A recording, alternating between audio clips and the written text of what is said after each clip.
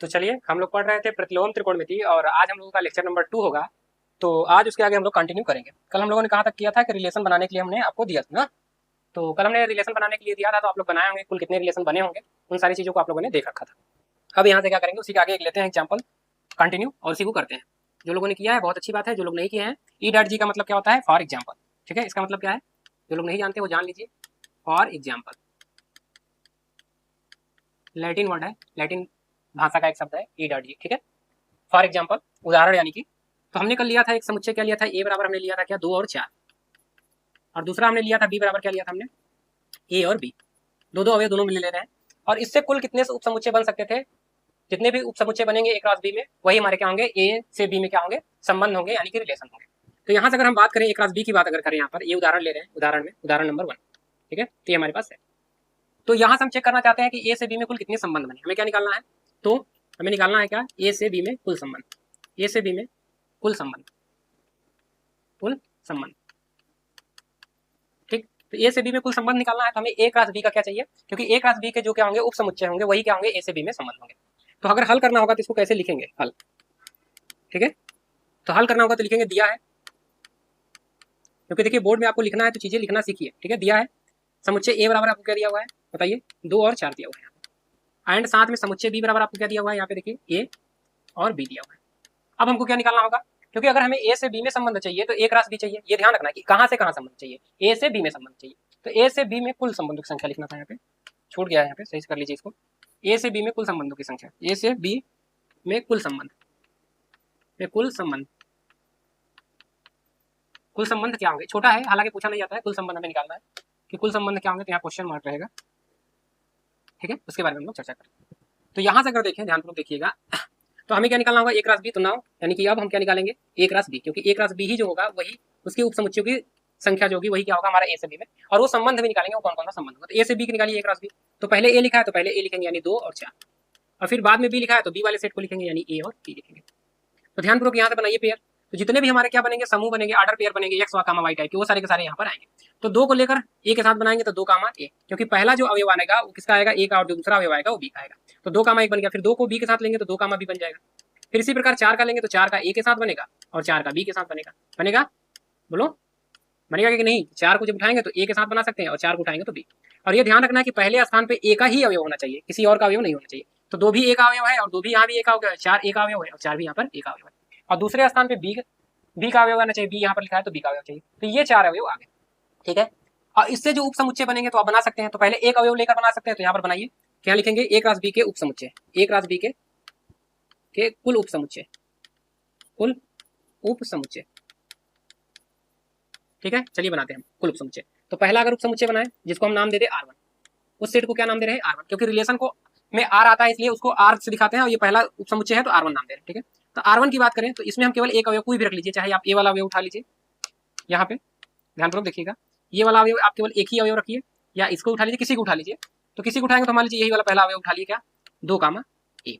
तो एक अवयव उठा, ये पूरा आएगा ऑर्डर पेयर के में ही आएगा, इसको हम ऑर्डर पेयर कहते हैं ना, क्रमिक। तो पहला क्रमिक 2 कामा ए है, इसका एक पहला अवयव है, तो इस पहले अवयव को हमने यहाँ पर उठा लिया। तो ये जो अवयव है तो एक अवयव से मिलकर बना, तो ये पहला हमारा R1 बना। फिर इसी प्रकार R2 की बात करें, दूसरे उप समुच्चय की बात करें, और आप देख रहे हैं कि ये जो यहाँ यानी कि ये R1 जो होगा इसका क्या होगा, उप समुच्चय होगा। तो R2 की बात करें तो अगला वाला अवयव ले लीजिए, 2 कामा ए ले लीजिए। तो अगला ऑर्डर पेयर क्या है, 2 कामा बी ना। तो इस ऑर्डर पेयर से अगला समुच्चय बन गया उप समुच्चय। तीसरा R3 की बात करें तो यहाँ पर अगर हम बनाएंगे तो क्या बनेगा हमारा, 4 कामा ए, ये भी बन गया हमारा क्या, संबंध बन गया। R4 की बात करें, अगला कौन सा हो जाएगा, तीसरा ना, चौथा होगा, फोर्थ। तो R4 की बात करें हम यहाँ पे, R4 में क्या रख लीजिए आप, सिंपली 4 कामा बी रख लीजिए। तो ये 4 हमारे एक एक केवल एलिमेंट लेकर बनाएंगे, यानी इस वाले संबंध में केवल एक अवयव है, इस वाले संबंध में भी केवल एक अवयव है, R3 में भी केवल एक अवयव है, R4 में भी केवल एक अवयव है। इसी प्रकार पांचवा अगर R5 की बात करें, अब इसमें 2 2 अवयव ले लीजिए। तो 2 2 अवयव लेंगे तो ये और ये, तो 2 अवयव लेंगे तो यहाँ 2 अवयव आ जाएगा। इस तरीके 2 की पावर 4 यानी 16 अवयव बनेंगे। तो 16 तो पूरा नहीं दिखाएंगे, ये ध्यान रखना है, कुछ दिखाएंगे और कुछ छोड़ देंगे। तो इसको 2 को लेकर चलेंगे तो 2 2 अवयव लेंगे, तो 2 कामा ए, और अगला क्या लेंगे, 2 कामा बी। तो 2 अवयव के लिए फिर अगला बना सकते हैं R क्या 6 के लिए, छठा क्या बन जाएगा हमारा R6 के लिए। इसको ले लीजिए, हमने क्या लिया, 2 अवयव जब लिया, किसको किसको लिया हमने, ये वाला भी लिया ना, तो ये और ये लेकर अब इसके साथ इसको ले लीजिए। तो इसको जब लेंगे तो अगला क्या बन जाएगा हमारा, R6 जो बनेगा हमारा वहां पे, तो हमारा बन जाएगा 2 कामा ए। इसी तरीके से 2 कामा बी, 2 कामा बी तो ले ही लिया, 2 2 का बनाना है ना, ये तो वही हो जाएगा। फिर अगला ले लेंगे तो 4 कामा ए, ठीक। तो 6 बना दिया, इसके आगे ऐसे ही डाट डाट करके करेंगे तो कितना बनेगा, आर की पावर 16, 6 बनेंगे टोटल 16, क्योंकि अगर इसमें कितने हैं, 4 अवयव हैं, तो जितने अवयव हैं उपसमुच्चयों की संख्या जितने समुच्चय में अवयव होते हैं 2 की पावर उतना रख देते हैं। तो 2 की पावर जब उतना रखेंगे तो ये आ जाएगा 2 की पावर 4, और 2 की पावर 4 का मतलब होता है 16। इस तरीके के आर 16 बनेगा, और लास्ट वाला जो हमारा बनेगा वो ये बनेगा, यही बन जाएगा। क्या बनेगा, आर 16 वाला, जो 2 कामा ये बनेगा, आप लोग बना लीजिएगा 2 कामा बी, और अगला जो बनेगा चारों अवयव लेके बनाएंगे तो 4 कामा ए, और अगला बन जाएगा 4 कामा बी। इस तरीके से लेकर के ये लास्ट वाला हमारा बनेगा। तो ये कभी कभी पहले हमने एक एक अवयव लेकर बनाया, फिर दो दो अवयव लेकर बनाना शुरू किए, तो दो दो अवयव लेकर बनाएंगे तो ऐसे बनेंगे, फिर तीन तीन अवयव लेकर बनाएंगे, फिर चार चार अवयव, और एक आपका लास्ट बन जाएगा 5। एक और कौन सा होगा आपका, जो एक और अवयव होगा 16, और एक कोई अवयव इसी के बीच में क्या कर लेंगे 5, इन्हीं के बीच में आएगा, 6 से लेकर के 16 के बीच में एक अवयव आएगा आपका, उपसमुच्चय आएगा 16, ये आ जाएगा। तो उपसमुच्चय के निकालेंगे, हमने कहा था कि एक रस बी उपसमुच्चय निकालेंगे, जिसमें 4 अवयव हैं, तो 4 अवयव हैं तो 2 की पावर कितना लिखेंगे 4, तो 2 की पावर 4 का मतलब हो जाएगा 16, यानी 2 इंटू 2 इंटू 2 इंटू 2, तो 2 दूनी 4 और 2 दूनी 4, ये 4 हो जाएगा और ये 4 हो जाएगा, इन दोनों का मल्टीप्लाई करेंगे तो कितना आ जाएगा 16। तो कुल कितने संबंध आएंगे 16, तो कुल 16 संबंध बने, ठीक है, ध्यान रखना है। तो कुल कितने संबंध बनेंगे ये, तो आप देख रहे हैं। तो पहले संबंध के लिए अगर हम चित्र बनाए, यहाँ पर ध्यानपूर्वक देखिएगा, पहले संबंध के लिए यानी R1 कहाँ से कहाँ संबंध है, ए से बी में, तो यहाँ लिख सकते हैं ना कि चूंकि कि जो R1 है वो क्या है, उपसमुच्चय है एक रास बी का, एक रास बी का उपसमुच्चय है ना, क्योंकि R1 का जो अवयव है ये R1 का अवयव है, और R1 का अवयव कहाँ पर है, एक रास बी में, तो एक रास बी में अगर R1 का सारे अवयव हैं, इसका मतलब कि R1 क्या है, उपसमुच्चय, तो इसका अगर ये उपसमुच्चय है, अतः आप कह सकते हैं कि R1 क्या होगा, R1 कहाँ से, ए से बी में क्या है, एक संबंध है, ए से बी में संबंध है, संबंध है। अच्छा, इसको चित्र से कैसे दिखाएंगे वो सारी चीजें अब यहाँ पर देखनी है। अभी प्रांत और परिसर की बात करेंगे तो आगे बात करेंगे, लेकिन अभी यहाँ देखिए, तो जो समुच्चय ए है उसको पूरा लिखेंगे, और जो समुच्चय बी है उसको पूरा लिखेंगे। समुच्चय ए में 2 अवयव थे, 2 और 4, और समुच्चय बी में क्या था, ए और बी, तो पूरा अवयव लिखना है। तो ये हमारा समुच्चय ए हुआ और ये समुच्चय बी हुआ, यहाँ से यहाँ हमारा संबंध क्या है, R1, संबंध R1 है। तो ध्यानपूर्वक देखिएगा R1 को, तो R1 में जो दिख रहा है कि 2 का संबंध किससे है, ए से, यानी 2 का संबंध किससे, ए से, तो 2 का संबंध किससे, ए से, तो 2 का ए से दिखा देंगे, तो 2 को किससे दिखा देंगे, ए से, ये बात समझ में आ रही है। तो 2 को किससे दिखाएंगे, ए से दिखा देंगे, तो तीर वहीं से दिखाना, और जहां पर तीर जिधर साइड में जा रहा है तो इसको कर देंगे ए। अब ये ध्यान रखिएगा कि जो समुच्चय ए है, जहां से हमारा संबंध स्टार्ट होता है, उसके अवयव को हम प्रतिबिंब क्या कहते हैं, जो उसका जिससे संबंध होगा, तो जिससे संबंध होगा उसको हम क्या बोलते हैं, प्रतिबिंब, यानी 2 का जो ए है उसको क्या बोलेंगे, प्रतिबिंब बोलेंगे, ठीक है। और इसको क्या बोलेंगे, ए का पूर्व प्रतिबिंब, ये आगे हम बताएंगे जब प्रांत और परिसर बताने लगेंगे। तो ये इस तरीके से केवल दिख जाएगा R1 के लिए। इसी प्रकार अगर हम R2 की बात करें, R2 के लिए, तो R2 भी सबसेट है किसका, एक रास बी का, ये ऐसे मात्र लीजिए ताकि आपको ये दिखता रहे सारी चीजें नोट करके। तो R2 की बात कर रहे हैं, तो R2 भी एक रास बी का क्या है हमारा, ये क्या हो गया, ठीक है। R2 की बात करें तो R2 हमारा यहाँ देखेंगे तो एक रास बी है। R2 में क्या था, 2 कामा, R2 में क्या था, 2 कामा बी था ना, तो 2 कामा बी हमारा कहाँ, एक रास बी में भी है, तो उप समुच्चय है, तो यहाँ से लिख सकते हैं, अतः जो R2 है वो क्या है, ए से बी में क्या है, संबंध, ए से बी में संबंध है। कुछ ही एग्जांपल्स लेंगे, सारे एग्जांपल्स नहीं निकला है यहाँ पे, नहीं तो लिखते रह जाएंगे, संबंध है, बस समझना है। तो इसके लिए अगर चित्र बनाएंगे तो कुछ इस तरीके से बनेगा, जो समुच्चय ए है उसको लिखेंगे और समुच्चय बी है जो उसको लिखेंगे, तो ए से बी में, ठीक। ये हमारा R2 हो जाएगा, यहाँ 2 और 4 है, और यहाँ ए और बी। तो यहाँ पर देखेंगे तो 2 का संबंध किससे है, 2 का बी से, R2 में ना, यहाँ दिखा दे रहे हैं आपको। तो R2 के लिए देख रहे हैं 2 का संबंध किससे है, बी से, तो 2 का संबंध बी से है, तो यहाँ पर 2 का संबंध केवल बी से दिखाएंगे, इस तरीके से। तो यहाँ पर देख रहे हैं कि यहाँ पर भी जो ए का कुछ अवयव बच जा रहा है ना, देखिए यहाँ पर 4 का किसी से संबंध नहीं है, यहाँ 4 का किसी से संबंध नहीं है, और यहाँ पर भी 4 का किसी से संबंध नहीं है, तो ये जरूरी नहीं है कि सभी अवयव का संबंध होगा यहाँ, ठीक, ये बात भी ध्यान रखना है, संबंध, जबकि R क्या है, एक संबंध है, और R2 भी क्या है, एक संबंध है। इसी तरीके से 2 अवयव के लिए उठा लेते हैं, कौन सा, ये R5 उठा लेते हैं, ठीक है, ये वाला एग्जाम्पल एक उठा लेते हैं, ये R5 वाला। तो R5 वाला उठाते हैं तो इसके लिए देख लेते हैं, एक R16 वाला भी उठा लेंगे, तो इन दोनों के लिए उठा लेंगे। तो अभी R5 के लिए हम उठाते हैं, तो R5 के लिए अगर उठाएंगे तो यहाँ पर R5 के लिए, तो यहाँ लिखेंगे, अगला हो जाएगा ना हमारा, तो R5 के लिए उठा लेते हैं, बॉक्स बना लेते हैं, सब बॉक्स में बना बना के कर देते हैं ताकि आपको अलग अलग दिखता रहे। तो अगर यहाँ पर लिखेंगे तो जो R5 है वो भी क्या है, उपसमुच्चय है एक रास बी का, क्योंकि उसमें 2 अवयव हैं और दोनों अवयव कहाँ के थे, एक रास बी के, तो यानी उपसमुच्चय होगा। अतः जो R5 होगा वो क्या होगा, R5 ए से बी में, ए से बी में संबंध होगा, संबंध होगा। कैसे पता लग रहा है, क्योंकि परिभाषा ही यही थी कि एक रास बी के जो हमारे उपसमुच्चय होंगे वो क्या होंगे, संबंध होंगे ए से बी में। तो R5 एक रास बी का है, जिसका मतलब R5 ए से बी में क्या है, संबंध है। तो इसके लिए बनाएंगे तो ये समुच्चय ए है, ये समुच्चय बी है, तो समुच्चय ए बनाएंगे और समुच्चय बी बनाएंगे। समुच्चय ए में क्या था, 2 और 4, यहाँ पर क्या लिखेंगे, ए का बी। अब R5 में देखिए क्या क्या है, R5 में क्या क्या है, यहाँ पर ध्यान दो देखिएगा। तो R5 को हम यहाँ से लिख ले रहे हैं, R5। तो अगर R5 को हमको लिखना हो तो यहाँ से हम थोड़ा सा कॉपी पेस्ट कर लेते हैं, इसको थोड़ा सा ऐसे बना के, तो यहाँ से कॉपी और इसको ले आते हैं कॉपी करके, चलिए इधर रखते हैं अभी। अरे ये क्या होगा, इसको ले आते हैं, आ जाएगा ये, चाहिए ऐसे हट जा रहा है, एक बार और हटाना पड़ेगा इसको, चलिए यहाँ लिख लेते हैं, ये देखिए 2 का ए से 2 का बी से, 2 का ए से 2 का बी से जो है उसको रखते हैं हम लोग। क्या हो रहा है भाई, 2 का ए से और 2 का बी से, ठीक है। तो 2 का ए से संबंध था तो 2 का ए से संबंध कर देंगे, और 2 का बी से तो 2 का बी से। तो यहाँ पर देख रहे हैं कि एक अवयव का 2 से संबंध हो जा रहा है, यानी 2 का ए से भी संबंध है, ये तीर यहाँ पर लगा दीजिएगा, और 2 का बी से भी संबंध है, यानी संबंध में एक अवयव का 2 लोगों से संबंध हो जा रहा है। ये भी ध्यान रखना है। ये क्यों बता रहे हैं, क्योंकि अभी फलन हमको समझना है ना। तो ये क्या था R5। तो यहाँ देख रहे हैं एक अवयव का 2 प्रतिबिंब, यानी 2 लोगों से संबंध हो जा रहा है। कितने लोगों से संबंध हो जा रहा है, 2 लोगों से संबंध हो जा रहा है, ठीक है। तो एक अवयव का 2 लोगों से संबंध हो सकता है, संबंध में एक अवयव का 2 लोगों से संबंध हो सकता है, क्योंकि 2 का देखिए ए से भी संबंध है और बी से भी संबंध है। इसीलिए R6 के लिए देख लेते हैं एक लास्ट, R6 के लिए। तो R6 के लिए क्या था हमारा यहाँ पर, R6 जो है वो भी सबसेट है किसका, एक रास बी का, क्योंकि R6 जो है पूरा का पूरा एक रास बी ही है।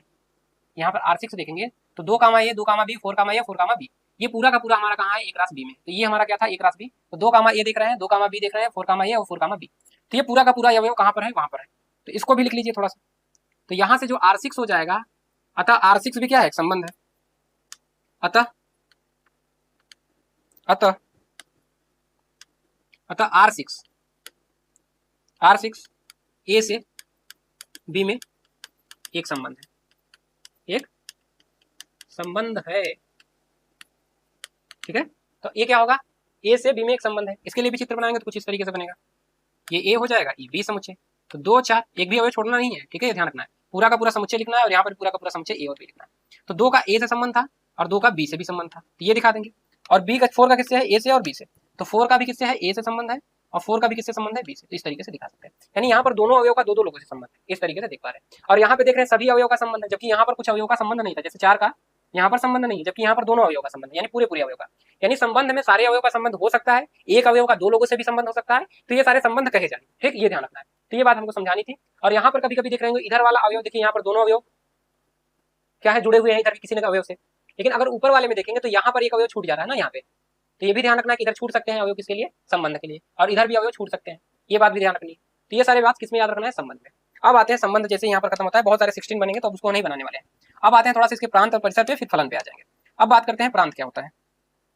तो इस वाले के लिए लेकर के या इस वाले को लेकर बना लेते हैं। तो यहाँ प्रांत की जब बात करेंगे, प्रांत क्या होता है, तो समुच्चय ए, जहां जैसे R5 हमारा ए से बी में संबंध है, तो समुच्चय ए में या कह सकते हैं R5 में जो संबंध है, संबंध में प्रथम घटक यानी पहले जो घटक जो भी क्रमित उपमा है उसके पहले घटक को लेकर बनाया गया समुच्चय क्या कहा जाएगा, उस संबंध का प्रांत कहा जाएगा। दूसरा क्या कह सकते हैं कि यहाँ पर जिस अवयव का संबंध हो, समुच्चय ए के जिन अवयव का संबंध होगा उनका जो समुच्चय बनेगा वो क्या कहा जाएगा, प्रांत।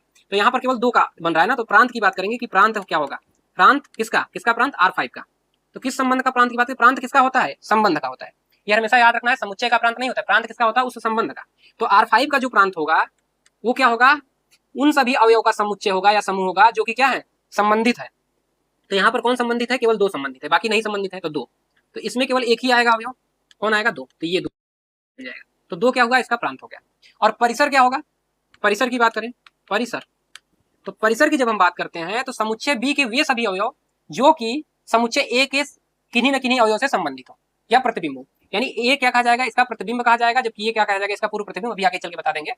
तो ये ध्यान रखना है कि ये जो हमारे समुच्चय ए के किन्हीं न किन्हीं अवयव से क्या हो, जुड़े हो या संबंधित हो, उनका जो समूह होगा वो क्या कहा जाएगा, परिसर। तो यहाँ पर कौन कौन जुड़ा हुआ है, ए और बी, तो इसमें कौन आ जाएगा, ए और बी, ठीक। अगर कोई छूटा होता तो ना आता, उनको ही लेंगे जो संबंधित होंगे। तो ए बी देखिए संबंधित है दोस्तों ना, यहाँ पर 4 छूटा था तो 4 छोड़ दिए थे, जबकि यहाँ पर बी, तो समुच्चय बी के अवयव लेते हैं, ठीक, परिसर में। और ये परिसर होगा किसका, परिसर जो होगा हमारा वो परिसर किसका होगा, परिसर भी किसका होगा, आर का, ये ध्यान रखना है, परिसर भी किसका होगा, आर का।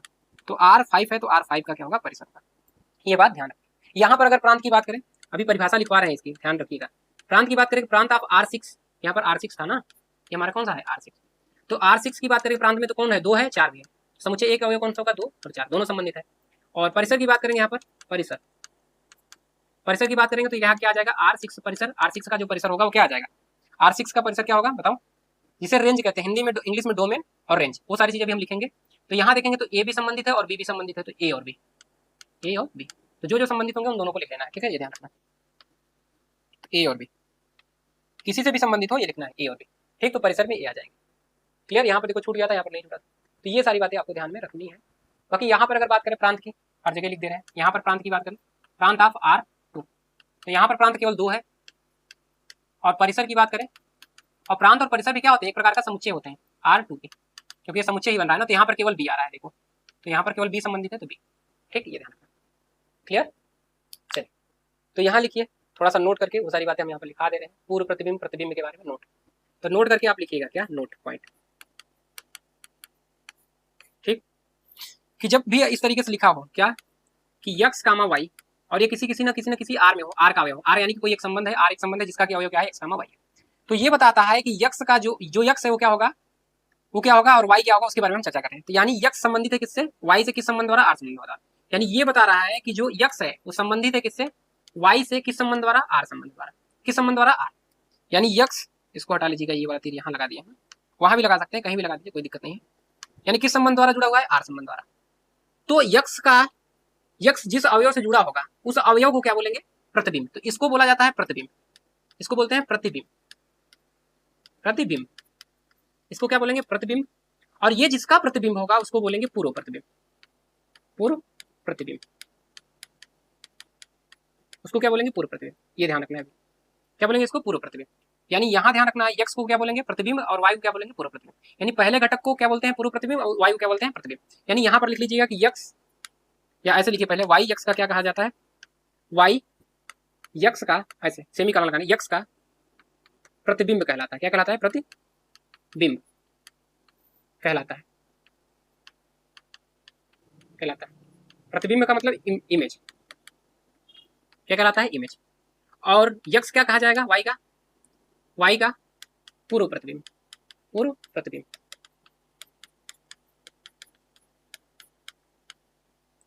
पूर्व प्रतिबिंब को क्या बोलेंगे, इमेज। और पूर्व प्रतिबिंब को बोलते हैं, अब मुझे याद नहीं आ रहा है इमेज, इसका देख लेना थोड़ा सा, पूर्व प्रतिबिंब के लिए इमेज और प्री इमेज, इसको बोलते हैं प्री इमेज। क्या बोलते हैं, प्री, यानी पहले, प्री इमेज, इसको क्या बोलते हैं, प्री इमेज कहलाता है। ठीक है, तो ये ध्यान रखना है, किसको इमेज बोलेंगे, यक्स जो इमेज बन के आ रही है इधर, यक्स का जिसके साथ संबंध होगा उसको प्रतिबिंब बोलेंगे। यक्स का प्रतिबिंब वाई है और वाई का पूर्व प्रतिबिंब यक्स है, ये ध्यान रखना है। ठीक, ये बात ध्यान रखनी है, ये बना के रखना है नोट्स में, और ये सारी चीजें याद रखनी है। इसको दूसरे तरीके से भी कैसे दिखाएंगे, तो नोट नंबर 1 में चल रहा था, नोट नंबर 2 में इसका मतलब क्या है कि जब भी आपका मतलब है यक्स कामा वाई बिलोंग कर रहा है आर में, यानी यक्स संबंधित है वाई द्वारा, किस संबंध द्वारा, आर। तो इसी को सिंपली और कैसे भी लिख सकते हैं, इसको लिखते हैं यक्स संबंधित है वाई से, किस संबंध द्वारा, आर संबंध द्वारा। क्या पढ़ते हैं, यक्स संबंधित है वाई से, किस संबंध द्वारा, आर संबंध द्वारा। तो इसको पढ़ा किया जाता है, उसी को लिख लीजिए, यक्स संबंधित है, संबंधित है वाई से आर संबंध द्वारा, आर संबंध द्वारा,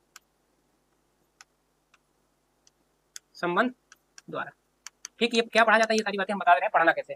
यानी यक्स संबंधित है किससे, वाई से, किस संबंध द्वारा, आर संबंध द्वारा। यानी इन दोनों के बीच जो संबंध बन रहा है, किस संबंध द्वारा, आर। जैसे एक पिता और पुत्र के बीच में जो संबंध होता है, तो पिता पुत्र का संबंध होता है, तो वहां पर हम क्या बोलते हैं, संबंध पिता पुत्र। ठीक इसी प्रकार यहाँ पर यक्स और वाई के बीच में पूछे क्या है, तो आर संबंध। जैसे दो लोगों के बीच में संबंध हो सकता है, मित्रता का संबंध हो जाए, पिता पुत्र का संबंध हो जाए, कुछ और संबंध हो सकता है ना, तो जो भी संबंध होंगे, पति पत्नी का संबंध हो सकता है, तो वो संबंध हमारा यहाँ दिखाया जा रहा है। ठीक, तो इस तरीके से देख सकते हैं। तो ये इतनी बातें नोट हो गई होगी, तो हम आगे निकलते हैं। तो अब आते हैं प्रांत और परिसर की बात में लिखेंगे। तो यहाँ लिखिएगा प्रांत और परिसर, क्योंकि आपको प्रांत और परिसर के बारे में थोड़ी सी नॉलेज होनी चाहिए, क्योंकि आपका एक चैप्टर भी है ना फलन, कक्षा 12 में, तो जब उसको पढ़ाएंगे तो वहां भी पढ़ा देंगे, लेकिन यहाँ जरूरत है तो इसको थोड़ा सा हम बता देते हैं। तो प्रांत एंड परिसर लिखिएगा, प्रांत,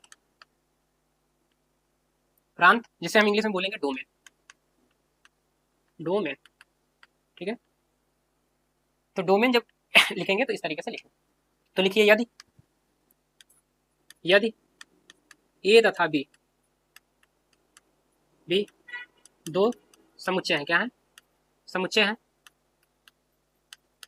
समुच्चय हैं, तथा तथा आर। अब देखिए, जब संबंध लिखना होगा तो ऐसे लिखेंगे, और ए से बी में ऐसे तीर मारेंगे कि आर हमारा ए से बी में संबंध है। ये भी लिखने का तरीका है कि आर हमारा ए से बी में संबंध, ऐसे लिख सकते हैं, तथा आर ए से बी में संबंध है। चाहे हम पूरा लिखें कि आर ए से बी में संबंध है हिंदी में, या इस तरीके से भी लिख सकते हैं। तो चलिए अभी इसको हिंदी में लिखते हैं, फिर इसको ब्रैकेट में करके लिख देंगे, ताकि इसका बाद में यूज करेंगे। तो क्या लिखें, तथा आर ए से बी में, ए से बी में संबंध है, संबंध है। ठीक है, ए से बी में क्या है, संबंध है। तो आर के सभी क्रमित युग्मों, क्रमित युग्मों के पहले घटक को लेकर बनाया गया समुच्चय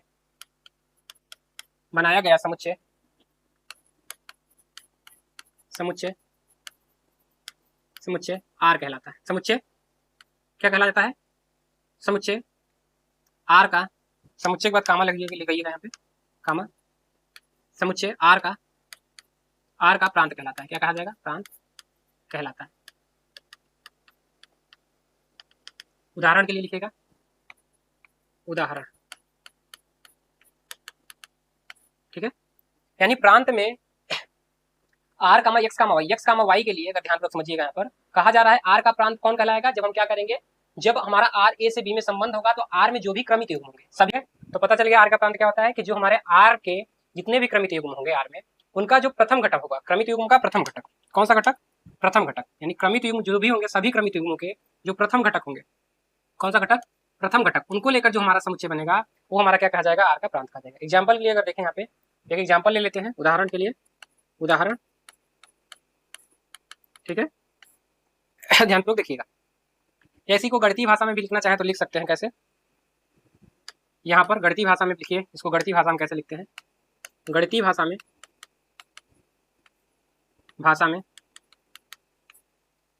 गणितीय भाषा में कैसे लिखेंगे कि आर का जो प्रांत होगा, यानी यहाँ पे लिखेंगे प्रांत ऑफ आर, किसका प्रांत? आर का। तो आर का जो प्रांत होगा उन सभी अवयव का समूह होगा, उन सभी प्रथम घटक का समूह होगा, अवयव का समूह होगा, जैसे हम कहें उन सभी एक्स का समूह होगा, सच दैट जिसके लिए एक्स का संबंध किससे हो? एक्स किसी न किसी क्या हो? वाई से संबंधित हो, और ये एक्स कामा वाई कहाँ होना चाहिए? इस आर में होना चाहिए, ठीक है।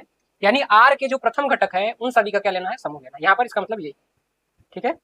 यानी जो जितने भी एक्स कामा वाई है उनका जो एक्स है यानी प्रथम घटक है उन सभी का समूह, तो इस तरीके से लिखा जाता है, ठीक है। क्या लिखा जाता है? उन सभी एक्स का समूह जिसके लिए एक्स वाई से संबंधित हो और ये कहाँ हो? आर में, यानी एक्स कामा वाई कहाँ हो? आर में। अगर कोई भी एक्स कामा वाई आर में है तो उसमें जो प्रथम घटक एक्स है उनका क्या लेना है? यहाँ पे समूह लेना, ठीक है। ये बात ध्यान में रखना है। इसका मतलब यानी जितने भी एक्स है उन सभी का समूह लेना जिसके लिए एक्स कामा वाई कहाँ होने चाहिए? आर में होने चाहिए। ये बात यहाँ पर गणितीय भाषा में बताया जाता है, ठीक है। उदाहरण के लिए अब देखें, ये गणितीय भाषा है तो बहुत छोटी परिभाषा है और ये परिभाषा बहुत अच्छी है, लेकिन ये याद नहीं होती है सब लोग, ये वाला याद नहीं रहता है कि वे सभी एक्स का समूह, उन सभी एक्स का समूह जिसके लिए एक्स कामा वाई कहाँ होना चाहिए? आर में होना चाहिए। यानी ये क्या है? क्रमित युग्म जिसके लिए एक्स कामा वाई, यहाँ अगर एक्स है उसके लिए एक्स कामा वाई कहाँ होना चाहिए? आर, ठीक है। ये ध्यान रखना है, जहाँ पर एक्स ए का अवयव और वाई बी का अवयव। अब ये ध्यान रखना है कि ये आर जो आ रहा है प्रथम घटक से आ रहा है, और प्रथम घटक किसके अवयव थे? ए के अवयव थे। किसके अवयव थे? ए के अवयव थे। यानी कि जो हमारा ये प्रांत बन रहा है तो प्रांत में हो सकता है ए के सभी अवयव आ जाए और हो सकता है ए के कुछ ही अवयव है, ठीक है। तो इसका मतलब जो ए है ये क्या होगा? इसमें जो अवयव है ए के ही अवयव है, यानी ए के अगर सारे अवयव आ गए तो पूरा का पूरा ए हो जाएगा, और ए के पूरे अवयव नहीं आएंगे तो पूरा का पूरा ए नहीं होगा, यानी कुछ कम अवयव होंगे। अगर आर में कुछ कम अवयव है ए के, यानी आर क्या हो जाएगा? इसका उपसमुच्चय हो जाएगा, ठीक। यानी आर में ए के सारे अवयव भी हो सकते हैं, उससे कम भी हो सकते हैं। यानी जो हमारा ए आर बन रहा है प्रांत जो है, प्रांत ऑफ आर, इसका क्या होता है? ए का क्या होता है? उपसमुच्चय होता है। तो यहीं पे नोट करके ध्यान रखिए, बात आपको याद रखनी होगी, ये बात आपको याद रखनी है। नोट करके क्या याद रखना है आपको कि जो प्रांत होता है वो ए का क्या होता है? उपसमुच्चय होता है। क्या याद रखना है कि जो प्रांत होता है, प्रांत किसका? आर का। आर का जो प्रांत होता है उपसमुच्चय होता है किसका? समुच्चय ए का, ठीक। ये बात आपको ध्यान में रखनी है। प्रांत का मतलब डोमेन, ठीक। और इसी को शॉर्ट फॉर्म में अगर लिखते हैं तो डी ऑफ आर लिखते हैं। ये जो डोमेन है प्रांत हिंदी में लिख रहे हैं तो इसको हम कैसे भी लिखते हैं? इसको ऐसे भी लिखते हैं, डी ऑफ आर, आर का डोमेन। या इसी को दूसरे तरीके से और कैसे लिखते हैं? अथवा इसी को और कैसे लिखते हैं हम लोग? डी ऑफ आर, यहाँ सफिक्स में, इस तरीके से, क्लियर? आर का डोमेन। तो ये लिखने का तरीका है। तो गणितीय भाषा में इस तरीके से चीजों को लिख सकते हैं। प्रतीक है, सिंबल, ये भी लिख लीजिए। इतनी बातें सबको नोट हो गया। एक उदाहरण लेते हैं ताकि आपको दिख जाए कि कैसे हम निकालें। तो उदाहरण की बात करें, यहाँ पर उदाहरण, यहाँ पर उदाहरण ले लेते हैं। अच्छा, पेज चेंज कर लेते हैं तो ज़्यादा सही रहेगा। इसको हटाते हैं और इसको नीचे लाते हैं और पेज चेंज कर ले रहे हैं हम लोग। पेज नंबर 3 पे आ जाए, ठीक है। अच्छा, ऐड करना पड़ेगा, ठीक है, तीसरा। तो यहाँ उदाहरण लेते हैं। चलिए, यहाँ से उदाहरण देख रहे थे ना हम लोग, तो उदाहरण देखेंगे। उदाहरण लिखिएगा और जहाँ नहीं समझ में आएगा बताइएगा आपको, ठीक है। तो लिखिएगा उदाहरण, उदाहरण, ठीक है। उदाहरण की बात करें यहाँ पे जब हम, तो मान लेते हैं कि ए बराबर समुच्चय, ए बराबर आपको दिया है क्या? ए, बी, सी और डी। एंड अगला उदाहरण मांग ले रहे हैं कि बी बराबर हमारा क्या है? समुच्चय बी बराबर 2, 4, 6 और 8। जरूरी नहीं है कि यही लेना है, कुछ और भी ले सकते हैं इसकी जगह, ठीक है। ध्यानपूर्वक चीजों को देखिएगा और समझिएगा यहाँ पे। तो अगर ऐसा दिया हुआ है तथा साथ में और क्या दिया है आपको कि तथा जो आर है वो ए से बी में क्या है? संबंध। आर जो है ए से बी में क्या है? संबंध, बी में संबंध है। जहां पे जहां आर बराबर आपको दे दिया गया है क्या कि जो आर है वो किसके बराबर है? ए कामा 2 के, और दे दिया गया आपको सी कामा 4 दे दिया गया है, और अगला दे दिया गया है डी कामा 6 दे दिया गया आपको, और दे दिया गया बी कामा कुछ और ले लेते हैं, बी कामा या यही 3 ले लेते हैं, 3 ही लेते हैं, अभी रखते हैं 3। ये एक और ले लीजिए कि बी गामा 8 दे दिया गया है, ये दिया है, ठीक है आपको आर। तो यहाँ पर आर दे दिया गया, तो पूछा गया तो प्रांत बताना है आपको, कि प्रांत बताइए, प्रांत किसका प्रांत बताना है, आर का। तो प्रांत लिख दिया गया, तो इसका मतलब आर का ही, तो प्रांत, तो आर का प्रांत ज्ञात कीजिए, तो आर का प्रांत ज्ञात कीजिए, तो आर का प्रांत ज्ञात कीजिए, ठीक ठीक, ये ध्यान रखिए। तो यहाँ पर प्रांत जब ज्ञात करना होगा तो कैसे ज्ञात करेंगे, तो अभी परिभाषा बताया गया था, आर के जो भी क्रमितीय गुण है आर में, उन सभी क्रमितीय गुणों के जो प्रथम घटक होंगे उनका क्या होगा, समुच्चय जो बनेगा उसी को हम लोग लिखेंगे। तो यहाँ पर अगर ध्यानपूर्वक देखेगा, दूसरी परिभाषा आपने देखा था क्या, तो यहाँ से अगर हम लिखना चाहें कि प्रांत ऑफ आर, तो प्रांत ऑफ आर लिखना चाहे तो इंग्लिश में इसको कैसे लिखेंगे, डोमेन ऑफ आर, ठीक है, या और सिंबल के रूप में लिखना चाहे तो कैसे लिखेंगे, डी आर, यही लिखते थे। तो यहाँ पर परिभाषा क्या कहता था कि वे सभी यक्स उन सभी यक्स का लेना है, प्रथम घटक का समूह लेना है जिसके लिए यक्स कामा वाई, यानी यक्स किसी वाई से संबंधित होगा, तो ये जो यक्स कामा वाई होगा वो कहाँ होना चाहिए, आर, ठीक है। यानी यक्स के लिए कम से कम एक अवयव कहाँ मिले, कहाँ पर, बी में मिले, जिसके लिए एक जाए, वो सारी चीजें आप नहीं समझ पाएंगे अभी, तो ये हम छोटे से में ही बता दे रहे हैं। जिसके लिए यक्स कामा वाई कहाँ होना चाहिए, ये ध्यान रखना है कि यक्स कामा वाई जो क्रमित युग्म बने इस यक्स को लेकर के, तो कहाँ होना चाहिए, आर में होना चाहिए। तो यहाँ से ध्यानपूर्वक देखेंगे तो इस तरीके के एक्स वाई कहाँ कहाँ पर है, ध्यानपूर्वक देखिए। तो ये सभी एक्स वाई कहाँ कहाँ है, जो आर में है, तो ये एक्स वाई का यहाँ पर है, दूसरा एक्स वाई यहाँ है, तीसरा एक्स वाई यहाँ है, ये है। तो सभी उन सभी का एक्स लेना है, तो ये एक्स है, यहाँ पर भी एक्स है, ये एक्स रहा, और ये एक्स है, इन सभी का क्या लेना है, समूह लेना। तो यहाँ से ए उठ के आ जाएगा, यहाँ से सी उठ के आ जाएगा, और यहाँ से डी उठ के, और यहाँ से बी उठ के। और ध्यानपूर्वक देखेंगे कि ये पूरा का पूरा समुच्चय जो है यहाँ पर आपको दिख रहा होगा, यहाँ पर ए है तो यहाँ पर भी ए है, यहाँ पर बी है तो यहाँ पर ये बी रहा, यहाँ पर अगर सी है तो यहाँ पर सी है, और यहाँ पर डी है तो यहाँ पर डी है ना। तो ये पूरा का पूरा समुच्चय है, और दो समुच्चय आपस में बराबर होते हैं, यानी ये यहाँ पर पूरा का पूरा प्रांत ए के बराबर आ गया, ठीक है। क्योंकि कोई भी अगर खुद का समुच्चय, कोई भी समुच्चय है तो खुद का उपसमुच्चय तो होता ही होता है। तो यहाँ पर देख रहे हैं प्रांत पूरा का पूरा ए के बराबर हो गया, यानी आप कह सकते हैं कि जो डी ऑफ आर है वो तो उपसमुच्चय तो है ही आर, किसका, ए का, और साथ में जो डी ऑफ आर है वो बराबर हो गया किसके, ए के, ठीक, ये ध्यान रखना है। तो यहाँ पर ये क्या हो जा रहा है, इसके बराबर हो जा रहा है, इस बात आपको ध्यान में रखनी है। लेकिन मान लीजिए दूसरा ले लेते हैं संबंध, अगर मान ले दूसरा ले ले, यहाँ पर ये पहला संबंध लिए थे, अगर दूसरा यहाँ पर आर ले ले इसी के लिए, इसी ए और बी के लिए, तो यहाँ आर वन क्या ले रहे हैं, तो आर वन अगर हम क्या ले लें, इन्हीं में से तीन अवयव ले लें, क्या कि एक कामा दो ले लें, और अगला ले लें सी कामा 4, और एक और ले लें डी कामा 6। तो यहाँ पर अगर प्रांत की बात करेंगे, प्रांत ऑफ R1 की, तो यहाँ पर अगर देखेंगे परिभाषा से कि जो भी घटक है उन सभी घटकों का क्या लेना है, प्रथम घटक, सॉरी क्रमित युग्मों का ना, घटक का नहीं, जो भी हमारे क्रमित युग्म होंगे आर में उन सभी का प्रथम घटक। तो ये रहा प्रथम घटक, ये भी क्या है, प्रथम घटक। तो क्या आ रहा है, ए आ रहा है, सी आ रहा है, और डी है। तो ये देखेंगे ए सी डी है, यहाँ पर बी नहीं है, यानी ये किसका सबसेट होगा, ए का सबसेट हो जाएगा। तो इस तरीके से आप देख सकते हैं, यानी डोमेन हमारा पूरा प्रांत पूरा का पूरा ए भी हो सकता है, और या उसका सबसेट होगा, यही होगा, इसके अलावा कुछ और नहीं हो सकता, ठीक। ये बात आपको ध्यान रखनी है प्रांत निकालने के लिए। तो प्रांत के लिए ये परिभाषा हो गई। अब आते हैं परिसर पे, किस पे आएंगे अब, परिसर पे। किसी आर का परिसर क्या होता है, तो परिसर के लिए लिखिएगा यहाँ पे परिभाषा, परिसर, परिसर, परिसर की बात करें तो उसे बोला जाता है इंग्लिश में रेंज। क्या बोलते हैं भैया, रेंज। परिसर को हम लोग इंग्लिश में क्या बोलते हैं, रेंज, ठीक है। और रेंज को जब भी आगे निकालना होगा तो रेंज ऑफ आर लिखेंगे, ठीक है, R R, range of R, ठीक है, ध्यान रखना। ये वाला आर और ये वाला आर दोनों अलग है, ये बात ध्यान रखनी है आपको। तो रेंज ऑफ आर की बात करेंगे हम, तो यहाँ पर जब रेंज ऑफ आर की बात करते हैं तो अभी आप लोगों ने डोमेन में देखा, अगर अब यहाँ पर बनाते हैं थोड़ा सा डायग्राम, ये समुच्चय ए था, ये समुच्चय बी था, ठीक, और यहाँ से यहाँ संबंध क्या था, आर था। तो अगर इसमें क्या ले रहे थे, ए बी सी डी ले लिए, यहाँ पर क्या ले लिए, 2 4, वही एग्जाम्पल 6 और 8, ठीक। तो यहाँ पर वही संबंध ले लीजिए आर वाला, और आर बराबर यहाँ क्या ले रहे हैं हम, कुछ ले रहे हैं यहाँ पर कि क्या ए कामा 2 ले ले रहे हैं, और मान लीजिए बी कामा 6 ले ले रहे हैं, और डी कामा 8 ले ले रहे हैं। इसी के लिए अभी बात कर ले रहे हैं, ठीक है। बाकी छोड़ भी रहे हैं, कुछ बच भी रहा है और छोड़। तो यहाँ पर जब प्रांत की बात किया गया तो प्रांत में क्या हो रहा था कि प्रथम घटक आ रहे थे, ये सब घटक आ रहे थे, प्रथम घटक। तो ये प्रथम घटक आ कहाँ से रहे थे, इस वाले समुच्चय से आ रहे थे ना, समुच्चय ए से आ रहे थे। यानी जब प्रांत की बात कर रहे थे तो जो भी अवयव आ रहे थे वो समुच्चय ए के अवयव होते थे, या तो पूरा समुच्चय ए के सारे अवयव हो जाते थे, या उसमें से कुछ अवयव ही रहते थे। लेकिन अब जब हम परिसर की बात करेंगे तो जो भी आर में घटक होंगे उनके द्वितीय घटक का समूह लेंगे। किसका लेंगे, द्वितीय घटक का। किसका लेंगे भैया, द्वितीय घटक का। तो द्वितीय घटक से लेकर मिलने पर जो हमें अवयव मिलेगा उनका जो समूह होगा वो क्या कहा जाएगा, परिसर। तो जब परिसर की हम लोग बात करते हैं, ध्यानपूर्वक समझिएगा, किसमें आने चाहिए, आर में वो सारे के सारे क्रमित युग्म, जो भी हमारे क्रमित युग्म है आर में, उनके द्वितीय घटक को लेकर जो हमें समुच्चय बनेगा वो क्या कहा जाएगा, उसका परिसर कहा जाएगा, यानी कि रेंज। और यानी वो रेंज परिसर कहाँ से आ रहा है, समुच्चय बी के अवयव आ रहे हैं। तो समुच्चय बी के हो सकते हैं सारे अवयव हो जाए, हो सकता है कुछ अवयव। तो यहाँ पर द्वितीय घटक क्या देखें, 2, तो यहाँ पर 2 है। यहाँ पर द्वितीय घटक देखेंगे तो 6 है, यहाँ पर तो 6 है, तो ये आ गया। और एक घटक क्या है, द्वितीय घटक 8, तो क्या आएगा, 2 6 8, तो 4 बच गया ना, तो 2 6 8 आएगा उसके परिसर में। और किसके अवयव है, बी के। तो बी के 3 अवयव है, तो ये जो परिसर है वो किसका उप समुच्चय होगा, बी का। तो बी का क्या होगा, वो उप समुच्चय होगा। अगर सारे अवयव आ जाएंगे तो बी के बराबर, उससे कम होगा तो उसका उप समुच्चय हो जाएगा, ठीक है, ये ध्यान रखना।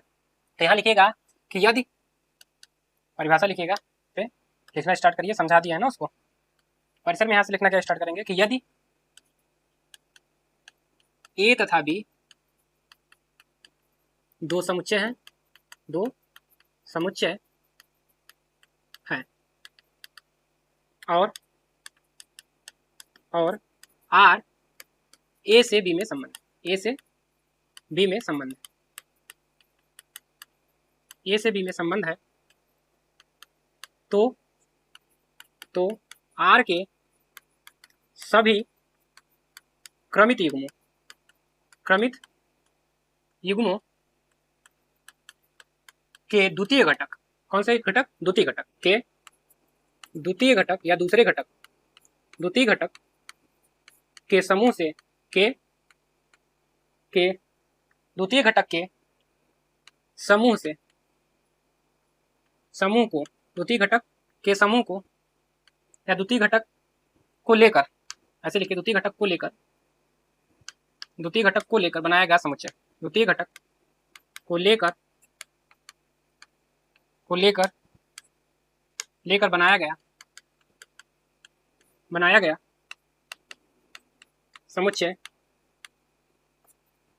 गया समुच्चय क्या कहलाएगा? बताइए यहाँ पे। बनाया गया समुच्चय आर का परिसर कहलाता है। क्या? परिसर बोले तो इंग्लिश में रेंज कहलाता है।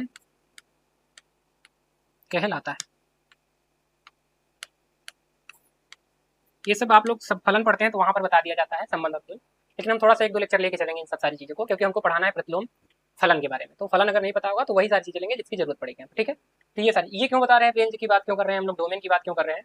क्योंकि अभी इन सारी चीजों को अगर नहीं पता होगा तभी कुछ हमारे डेरिवेशन होंगे, आप देखेंगे उसको नहीं समझ पाएंगे, ठीक है। तो ये हमारा हो गया परिसर के लिए। यहाँ पर अगर उदाहरण लिए देखें तो यही उदाहरण ले लेना है उदाहरण में और निकालना है, ठीक है, चीजों को। उदाहरण के लिए अगर देखें हम यहाँ पे, तो उदाहरण में यही रखना है, उदाहरण में। अच्छा, इसको गणितीय भाषा में भी देख ले, कैसे लिखेंगे गणितीय भाषा में और ये वाला जो लिखाते हैं इसको ज्यादा याद रखिएगा भाषा में। अगर हम बात करें रेंज की, यानी परिसर की, परिसर किसका? परिसर आर का, यानी रेंज ऑफ आर लिखेंगे तो कैसे? रेंज ऑफ आर, ठीक। ये रेंज को दिखा रहा है, ये समुच्चय को दिखा रहा है, तो रेंज ऑफ आर की बात करेंगे यहाँ पे। तो इसमें क्या होगा? द्वितीय घटक को हम कैसे दिखाते थे? अगर ऑर्डर पेयर एक्स का वाई है आर में, तो इसका द्वितीय घटक, आर का द्वितीय घटक कौन होगा? वाई। तो वाई का लेंगे, यानी उन सभी वाई को लेंगे जिसके लिए क्या होगा कि एक्स का वाई क्या होना चाहिए? आर में। एक्स का वाई कहाँ होना चाहिए? आर में। यानी सभी एक्स का वाई के लिए जो वाई है उन सभी का सम। तो यहाँ लिख सकते हैं फॉर ऑल एक्स का वाई, इस तरीके से। तो जितने भी हमारे एक्स का वाई होंगे उसके लिए जो वाई होगा यहाँ पर, और ये फॉर ऑल नहीं लिखा जा रहा है तब भी इसका मतलब यही है कि जो भी हमारे एक्स का वाई है उन सभी के लिए जो वाई है वो कहाँ होना चाहिए? इस आर में होना चाहिए, ठीक है, ये ध्यान रखना है। तो ये हमारा क्या है? गणितीय परिभाषा है, तो इसको ध्यान रखना है इस तरीके से। यहाँ पर अगर फॉर ऑल नहीं लिखा तब भी इसका मतलब है फॉर ऑल, लिख दिया गया तभी क्या है? इसका मतलब फॉर ऑल, सभी के लिए, ठीक, ये ध्यान रखना है उस सिंबल का।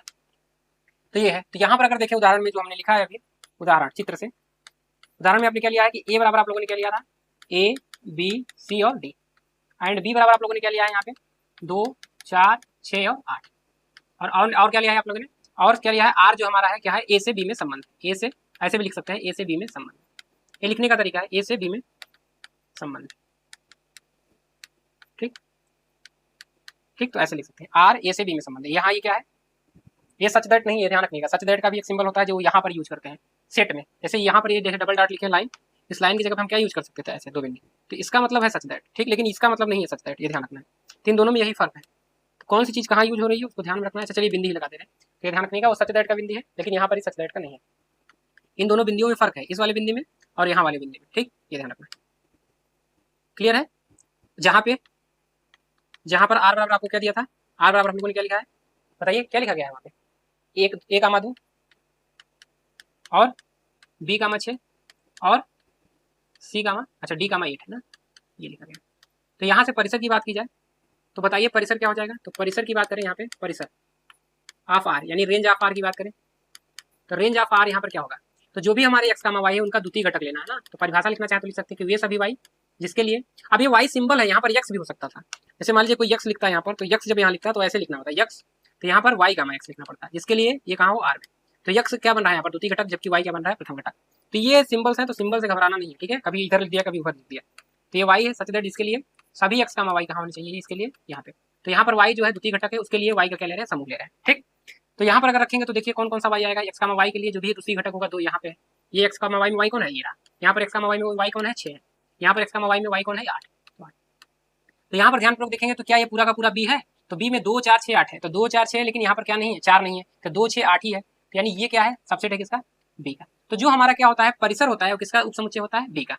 तो जो परिसर है, परिसर ऑफ r, ये किसका उपसमुच्चय होगा हमेशा दूसरे वाले का b का, ठीक, ये ध्यान रखना है।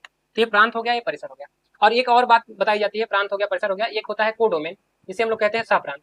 तो सहप्रांत क्या होता है कि अगर r हमारा a से b में क्या है एक संबंध है, तो b के जितने भी कुल अवयव है, कुल अवयव कोई अवयव छूटे ना, चाहे ये संबंधित हो चाहे ना हो, तो ये सारे के सारे अवयव क्या होने चाहिए, क्या होते हैं उसका क्या होते हैं, क्या होते हैं सहप्रांत होते हैं। यानी यहाँ पर जो संबंधित होंगे वो कहाँ जाएंगे प्रांत में, उसमें परिसर में जाएंगे, और सारे अवयव ले लेंगे तो कहाँ चले जाएंगे सहप्रांत में चले जाएंगे। तो सहप्रांत भी लिख लीजिएगा थोड़ा सा कि सहप्रांत क्या होता है।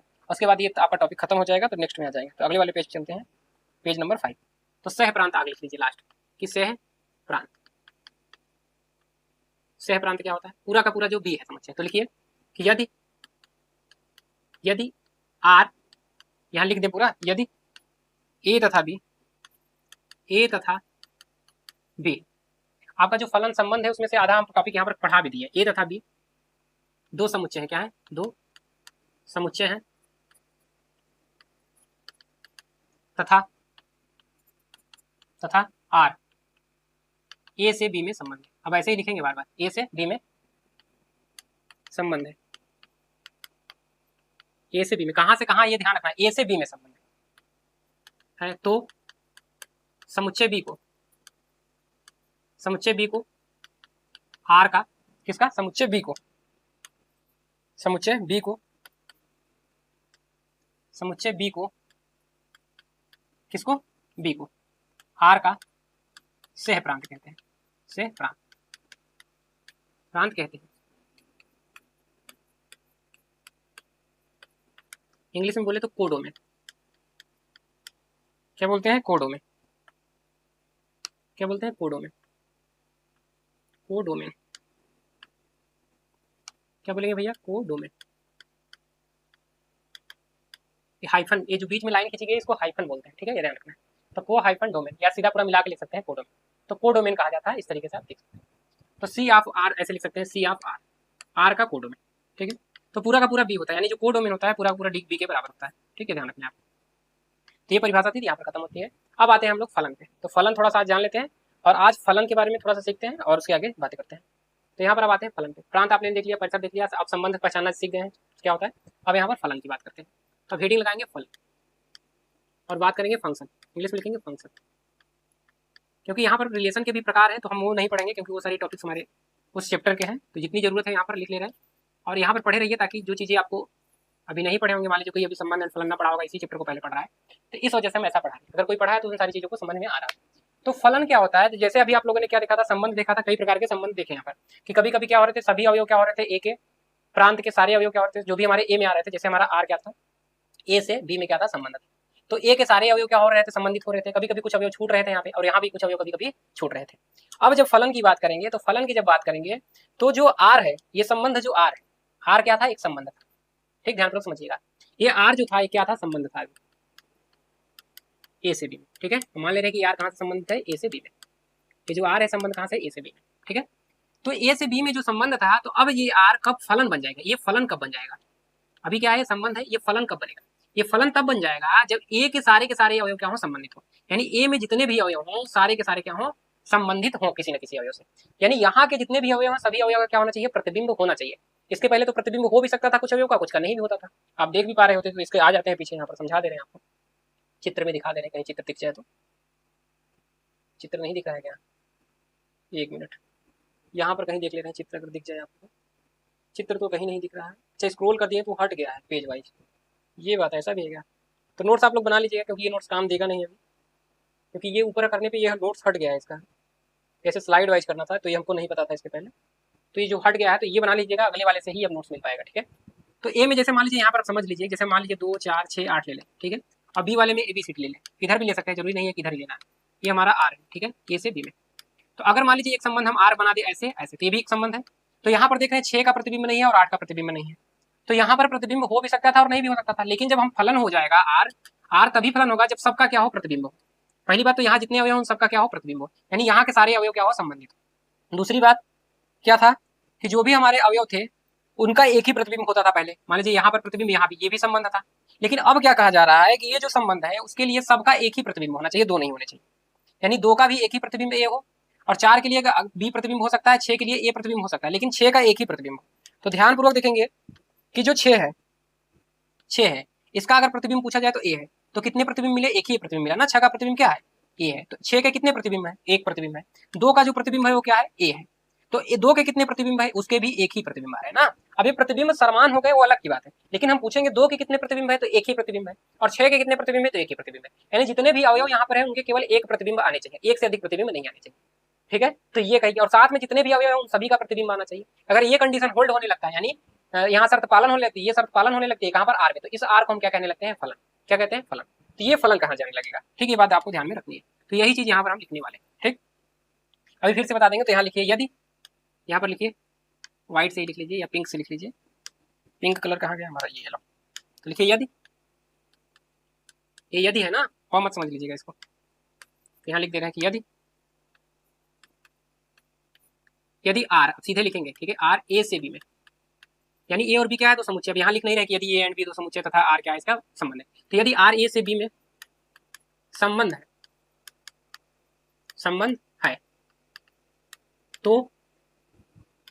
तो आर फलन होगा, या कहा जाएगा, फलन कहा जाएगा या फलन होगा। तो आर फलन होगा यदि, कब फलन होगा? 2 कंडीशन होनी चाहिए। यदि, पहली कंडीशन क्या है? पहला कि यक्स में जितने भी अवयव हैं उन सभी का क्या हो? प्रतिबिंब हो। तो फॉर ऑल यक्स, यानी यक्स में जितने भी अवयव, ऐसे लिखा जाता है ना। इसका मतलब है सभी यक्स जो ए में है, सभी यक्स जो ए में, ठीक है, उनका क्या हो? प्रतिबिंब हो। और इसका जो प्रतिबिंब होगा उसको वो कहाँ मिलेगा? आर में मिलेगा, संबंध में, यानी यक्स कामा वाई टाइप का मिलेगा, और ये कहाँ होना चाहिए? आर में। इसका मतलब इसका प्रतिबिंब क्या है? वाई। ठीक है, तो ये चीज लिखने के लिए गणितीय भाषा में कैसे लिखते हैं कि इसके लिए क्या हो? कम से कम वाई में एक ऐसा अवयव जरूर मिले जिसका कि क्या हो? ए उसका पूर्व प्रतिबिंब। तो यहाँ लिखते हैं कि देयर एग्जिस्ट, यानी कम से कम एक अवयव कहाँ मिले? बी में। उसको लिखेंगे वाई से, ये कहाँ मिलेगा? बी में, इसमें मिलेगा ना। अगर यक्स यहाँ होगा तो वाई कहाँ होगा? यहाँ होगा ना। तो इसके लिए कम से कम एक वाई यहाँ मिले, कोई छूटे ना। जैसे यहाँ पर अभी आर लिख दे रहे हैं, ध्यान समझिएगा। ये जो आर है फलन कहा जाएगा ना अभी। तो ये जैसे बना था यहाँ पर, एक अवयव ले रहे हैं 2 4 6 8, तो मान लीजिए ए बी सी डी लिख दे रहे हैं। ठीक है, मान लीजिए इसका इसके साथ संबंध है, इसका इसके साथ संबंध है, अब आगे छूट गया। तो 6 के लिए देखेंगे तो 6 के लिए नहीं दिख मिल रहा है ना कोई यहाँ पे। ये क्या था? हमारा सी था ना। तो 6 के लिए कुछ नहीं मिल रहा है, 8 के लिए यहाँ पर कोई वाई नहीं मिल रहा है, जिसके लिए क्या हो कि अगर यहाँ पर मिलता तो इसका मतलब 4 कामा यहाँ पर बी, 4 कामा बी आर में है, तो यहाँ पर 2 कामा ए, यानी 2 कामा ए भी कहाँ है? आर में। लेकिन 6 के लिए ऐसा नहीं हो रहा है, 8 के लिए ऐसा नहीं हो रहा है। तो वही कहा जा रहा है देयर एग्जिस्ट। देयर एग्जिस्ट का मतलब कम से कम एक अवयव यहाँ जरूर मिलना चाहिए। तो 2 के लिए कौन सा अवयव मिल रहा है? ए, तो एक अवयव ए मिल गया ना। तो 4 के लिए भी एक अवयव कम से कम यहाँ मिल गया बी। तो कम से कम एक वाई ऐसा मिले कहाँ पर? और ये किसका अवयव है? बी का। अगर ए है तो ये किसका अवयव है? बी का। तो वाई किसका अवयव होगा? बी का। तो बी में सच दैट, इस प्रकार, हिंदी में लिखेंगे इस प्रकार, इसको हटा देते हैं, क्या लिखेंगे? इस प्रकार मिले कि जो ये क्रमित युग्म बने यक्स कामा वाई, ये कहाँ पहुंच जाए? आर में। तो ये कहाँ पहुंच जाए? आर में। ठीक है, यानी फॉर ऑल एक्स के लिए, सभी एक्स के लिए कम से कम एक वाई बी में मिलना चाहिए। जितने भी एक्स हैं उन सभी के लिए, कोई एक्स ऐसा ना हो कि जिसके लिए छूट जाए। तो इसके लिए कोई ना कोई एक वाई मिल जाए कहाँ पर? बी में, जिसके लिए कि यक्स कामा वाई कहाँ चला जाए? आर में। इसका मतलब यक्स का प्रतिबिंब क्या हो जाए? वाई। इसका मतलब यक्स का प्रतिबिंब क्या हो जाए? वाई हो जाए। एग्जाम्पल के लिए यही यहाँ पर साइड में भी बना देंगे, तो ये समझिएगा। ठीक है, तो ये कहाँ होना चाहिए? यक्स कामा वाई कहाँ होना चाहिए? आर में, यानी इस संबंध के अंदर होना चाहिए, यानी यक्स संबंधित होगा वाई से। ठीक, दूसरी कंडीशन क्या होती है? ये कंडीशन बताती है किसके लिए? कि सभी अवयव का संबंध है। दूसरा क्या बताता है? कि अगर यक्स का संबंध किसी और से हो जाए। अब अगला क्या लिखेंगे? कि x1 का संबंध किसी y1 से हो जाए, या x का ही संबंध, ऐसे लिखिए, x1 मत लिखिए, यानी किसी एक अवयव का दो लोगों से संबंध हो जाए। तो x का संबंध किससे हो जाए? y1 से। अगर इधर लिखा है तो द्वितीय घटक है, तो y1 किसका अवयव है? b का। ये ध्यान रखना, किसका अवयव है? b का। ये समझाने के लिए बता रहे हैं। ठीक है, तो अगर हम कह रहे हैं यहाँ पर, ध्यान समझिए कि x का एक संबंध किससे हो जाए? y1 से यहाँ के, और x का ही संबंध किसी और y2 से हो जाए, और x का ही संबंध किससे हो जाए? y2 से। x का संबंध y1 से भी हो जाए और x का संबंध y2 से भी हो जाए, यानी x के दो प्रतिबिंब आ गए ना, एक y1 प्रतिबिंब आ गया, एक y2 प्रतिबिंब आ गया। जबकि फलन होने के लिए एक ही प्रतिबिंब होना चाहिए x का, तो दो आ गए, तो तब क्या होना चाहिए? जो x y1 है और y2 दोनों अलग नहीं हो सकते, वो दोनों क्या होने चाहिए? बराबर। ये तभी संभव है। तो ये दोनों आपस में बराबर हो जाने चाहिए, अलग नहीं होने चाहिए। तो यानी y1 y2 के बराबर होगा। अगर x का प्रतिबिंब, अगर r हमारा फलन है, तो y1 और y2 दोनों क्या होंगे? आपस में बराबर होंगे। ठीक है, अलग नहीं हो सकते, तभी एक प्रतिबिंब। ये बताता है कि दोनों का यूनिक प्रतिबिंब होगा, एक से अधिक प्रतिबिंब नहीं होगा। ये बात बताती है फलन। तो ये बात सबको समझ में आ गया। यहाँ पर क्या बताया कि यक्स में जितने भी अवयव है उनके लिए एक कम से कम एक वाई जरूर बी में मिलेगा, जिसके लिए यक्स का प्रतिबिंब y होगा। ठीक, यहाँ पर क्या कहा गया कि जो भी यक्स और y1 है, यक्स का संबंध अगर एक प्रतिबिंब y1 है और यक्स का एक दूसरा प्रतिबिंब y2 है, तो ये दोनों प्रतिबिंब अलग नहीं हो सकते। ये दोनों प्रतिबिंब यहाँ पर जो लिखा गया है, ये दोनों प्रतिबिंब यक्स के अलग अलग नहीं है, दोनों क्या है, बराबर। ठीक है, तो ये हमारा क्या है, फलन की परिभाषा है। तो फलन की परिभाषा लिखिएगा, इसको हटा दीजिएगा ये समझाने के लिए। अब यहाँ चित्र समझ लेते हैं तो आपको समझ में आ जाएगा। अब एक चित्र लेते हैं, इसको ऊपर मत करिए, अगला जोड़ लीजिए। तो यहाँ चित्र लेते हैं तो आपको समझ में आएगा। जैसे आप पूछ ले कि ये आर हमारा फलन है कि नहीं, तो दोनों कंडीशन हम देखेंगे। तो यहाँ पर ठीक है, तो ये हमने क्या लिखा है यहाँ पर 2 4 वही 6 8, यहाँ पर ए बी सी डी उसी के लिए। तो इसका इसके साथ, इसका इसके साथ और इसका इसके साथ। ठीक है, और ये संबंध हमारा आर है ए से बी में। अब पूछा जाए फलन है कि नहीं, तो पहली कंडीशन देखेंगे कि जितने भी यक्स हैं किसके, एक है। तो एक में कौन सा एक है, ये है, ये है, ये है, ये। तो दो के लिए प्रतिबिंब है कि नहीं, तो दो के लिए प्रतिबिंब देखेंगे। तो दो के लिए कोई एक y मिल रहा है कि नहीं, तो दो के लिए देखो कोई y मिल रहा है यहाँ पे। तो दो के लिए कौन सा y मिल रहा है, ये मिल रहा है ना। तो यहाँ लिखेंगे दो के लिए क्या मिल रहा है, दो के लिए y, एक मिल गया ए। तो दो के लिए अगर ए मिल गया तो 2 का ए कहाँ चला जाएगा, आर में, है ना। 2 का ए आर में होगा ना। अगर क्रॉस प्रोडक्ट निकालो, ए क्रॉस बी निकालोगे तो क्या आ जाएगा, 2 का ए 2 का बी 2 का सी, ये ए क्रॉस बी में होगा। लेकिन आर में क्या है, 2 का ए होगा और 2 का ए 4 का ए होगा, 6 का बी होगा। उसी को तो ऐसे लिखते थे डायग्राम में। इसका मतलब क्या है कि 2 का ए आर में है और 4 का ए आर में है और क्या है हमारा 6 का बी आर में। चित्र से लिखेंगे तो चित्र को इसी से तो बनाते थे। तो आर में ये अवयव है, तो अवयव है, देख रहे हैं ए के लिए, ध्यानपूर्वक दिखना है। तो ये हमारा आर है, तो आर के लिए दिख रहा है आपको। तो यहाँ पर अगर 4 के लिए, 2 के लिए तो है हमारे पास ए, बी के लिए 4 के लिए देखें तो 4 के लिए भी हमारे पास है एक ए, 6 के लिए जब देखने गए तो 6 के लिए भी है क्या, बी है। लेकिन 8 के लिए गए तो 8 के लिए कोई नहीं मिल रहा था। तो 8 के लिए कोई ना कोई ऐसा मिलना चाहिए था बी में, लेकिन नहीं मिल रहा है। यानी अगर नहीं मिल रहा है तो ये क्या है, हमारा फलन नहीं। तो पहले कंडीशन ही क्या हो गई, खत्म हो गई यहाँ पर। तो पहला कंडीशन फॉलो नहीं किया तो ये क्या है, संबंध तो है लेकिन फलन नहीं। तो जबकि 8 के लिए भी अगर ये हो जाता तो फिर हम आगे बढ़ते। मान लीजिए 8 का भी कर ले रहे हैं कहीं डी के लिए, तो 8 के लिए भी हो जाएगा डी से, तो चलिए ठीक है, ये हो गया। ठीक है, दूसरी कंडीशन आप क्या देखेंगे, किसी एक अवयव का 2 प्रतिबिंब तो नहीं है। तो एक 2 के लिए कौन सा प्रतिबिंब है, केवल ए है। तो 2 का कितने प्रतिबिंब है, 1। 4 के लिए तो पूछेंगे कितने प्रतिबिंब है, तो 4 के लिए भी कितने प्रतिबिंब है, केवल एक ही प्रतिबिंब ए है। तो 4 का कुल कितना प्रतिबिंब, 1। 2 का कुल कितना प्रतिबिंब, 1। ये दोनों प्रतिबिंब से बराबर है, वो अलग की बात है। ठीक है, लेकिन इसके लिए पूछेंगे कि 2 का कुल कितना प्रतिबिंब, तो 1। 4 के लिए कुल कितना प्रतिबिंब, तो 1। अगर 2 आया आंसर तो क्या हो जाएगा वो, तब वो फलन नहीं रह जाएगा। ठीक है, 6 के लिए पूछेंगे तो एक ही प्रतिबिंब बी, और 8 के लिए पूछेंगे तो वो एक ही प्रतिबिंब क्या है, डी। तो ये ध्यान रखना है। ठीक है, इस तरीके से। तो ये एग्जाम्पल था, इसके लिए आप समझ चुके हैं फलन के लिए। तो ये हमारा फलन था, फलन के लिए एक एग्जाम्पल अब यहाँ लिखते हैं। अब फलन को हम कैसे प्रदर्शित करेंगे उसको लिख लेते हैं। फलन को अब जो आर लिखा है इसको हम एफ से प्रदर्शित करें। तो यहाँ लिखिएगा नीचे नोट करके, फलन को नीचे लिखिएगा, फलन को सामान्यतः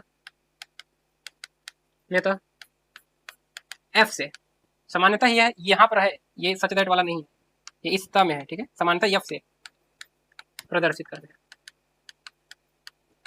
हैं। तो आर की जगह आप एफ यूज करते हैं। ठीक है, ये ध्यान। तो ये कुछ एग्जांपल दे रहे हैं, आप लोग बताइएगा कि वो फलन है कि नहीं।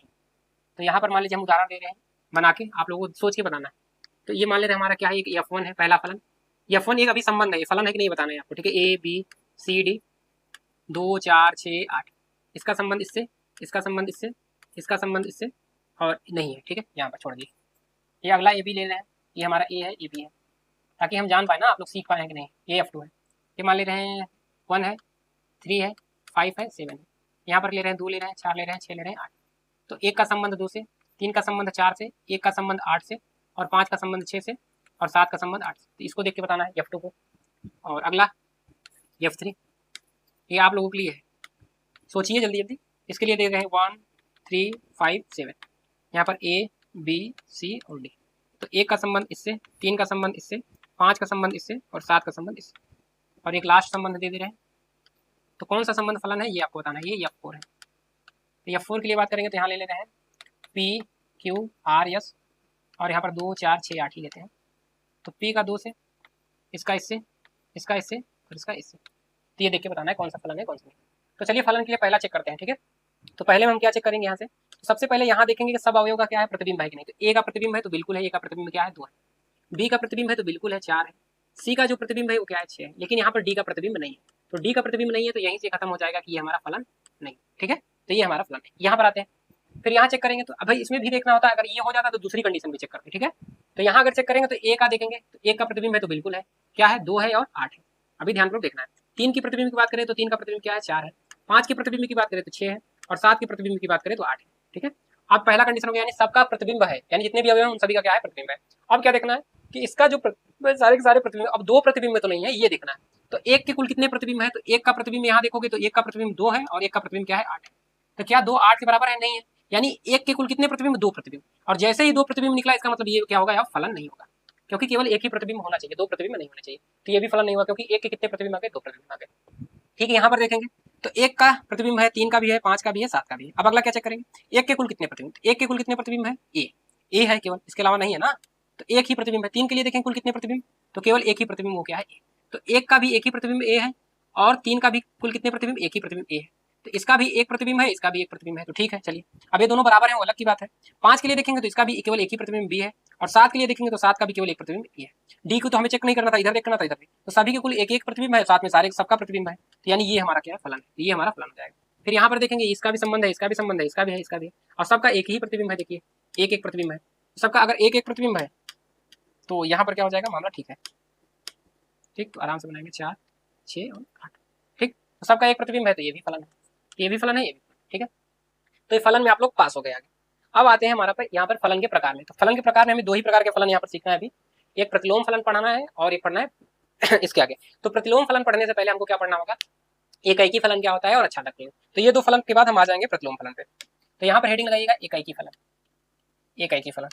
आज ये टॉपिक खत्म करेंगे क्योंकि डेली डेली हम लोग इसी पे रह जा रहे हैं ना। अगला हेडिंग लगाएंगे एकाएकी। अगर 2 घंटे का लेक्चर होगा तो 2 घंटे पढ़ेंगे एकाएकी, और 1 घंटे का होगा तो 1 घंटे एकाएकी फलन। क्योंकि आपका बोर्ड है तो बोर्ड की वजह से इसको हमें 2 घंटे 3 घंटे करके कवर करना होगा। एकाएकी फलन को क्या कहते हैं, फलन के प्रकार में ही चल रहा है, दो फलन प्रकार पढ़ेंगे। फलन के यहाँ लिखिएगा फलन के प्रकार, पहले यहाँ लिखेंगे हेडिंग फलन के प्रकार। तो सारे प्रकार नहीं पढ़ेंगे अभी, फलन के प्रकार जब आप फलन वाला चैप्टर पढ़ेंगे वहां पढ़ाएंगे तब। फलन के प्रकार, types of function, types of function. तो यहाँ हमें जो जरूरत है वही चीजें पढ़ेंगे, बाकी चीजें छोड़ेंगे यहाँ पे। फलन के प्रकार में लिखिएगा फलन, फलन के कई प्रकार होते हैं लेकिन हमें दो फलन यहाँ पढ़ने हैं। तो पहला लिखिएगा हेडिंग आगे, पहला फलन के प्रकार में पहला फलन लिखिएगा एकाएकी फलन, एकाएकी, एकाएकी फलन, जिसे हम लोग बोलते हैं इंग्लिश में 1 फंक्शन। ठीक है, ध्यान रखना है। तो एकाएकी फलन होता है। एकाएकी फलन क्या होता है, यहाँ पर केवल समझना है, सारी चीजें लिखवाएंगे नहीं, जब फलन पढ़ाएंगे तो वहां पर परिभाषाएं लिखवा देंगे, और यहाँ भी लिखवा सकते हैं। तो ऐसा फलन जिसका कि पूर्व प्रतिबिंब क्या हो, जितने भी हमारे क्या थे अभी प्रतिबिंब मिल रहे थे तो एक ही प्रतिबिंब मिल रहे थे, यानी जो पूर्व प्रतिबिंब की हम बात कर रहे हैं, तो किसी भी अवयव का, समुच्चय बी के किसी भी अवयव का क्या हो, जो पूर्व प्रतिबिंब हो केवल एक होना चाहिए, एक से अधिक नहीं होना चाहिए। तो ऐसे फलन को हम एकाएकी फलन कहते हैं। तो यहाँ लिखिएगा कि यदि, यदि हिंदी में क्या लिखेंगे, कलर चेंज करिएगा, चलिए लिखिए यदि,